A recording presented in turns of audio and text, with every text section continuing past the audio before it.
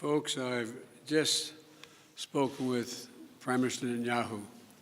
Earlier today, I spoke with President al-Sisi of Egypt.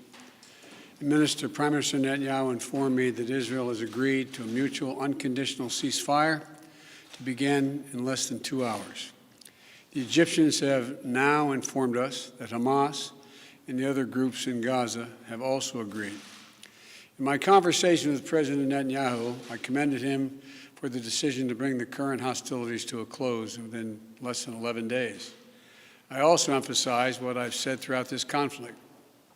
The United States fully supports Israel's right to defend itself against indiscriminate rocket attacks from Hamas and other Gaza-based terrorist groups that have taken the lives of innocent civilians in Israel. The Prime Minister also shared with me his appreciation for the Iron Dome system, which our nations developed together and which has saved lives of countless Israeli citizens, both Arab and Jew. I assured him of my full support to replenish Israel's Iron Dome system to ensure its defenses and security in the future. Over the last 11 days, I've spoken with the Prime Minister 6 times. I've also spoken with President Abbas of the Palestinian Authority more than once and part of our intense diplomatic engagement. And I want to also thank the Secretary of State, the Secretary of Defense, our National Security Advisor, and everyone on our team for their incredible efforts to bring this outcome that we're about to see. You know, we've held intensive high-level discussions, hour by hour, literally.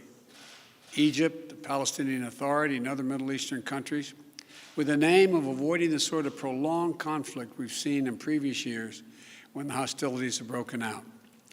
I extend my sincere gratitude to President al-Sisi and the senior Egyptian officials who played such a critical role in this diplomacy. I also appreciate the contributions of other parties in the region who have been engaged in working toward the end of hostilities. These hostilities have resulted in the tragic deaths of so many civilians, including children.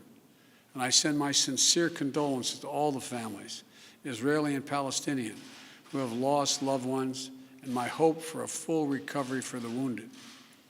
The United States committed to working with the United Nations, and we remain committed to working with the United Nations and other international stakeholders to provide rapid humanitarian assistance and to marshal international support for the people of Gaza and the Gaza reconstruction efforts. We will do this in full partnership with the Palestinian Authority, not Hamas, Authority, in a manner that does not permit Hamas to simply restock its military arsenal. I believe the Palestinians and Israelis equally deserve to live safely and securely and to enjoy equal measures of freedom, prosperity, and democracy. My administration will continue our quiet and relentless diplomacy toward that end. I believe we have a genuine opportunity to make progress, and I'm committed to working for it.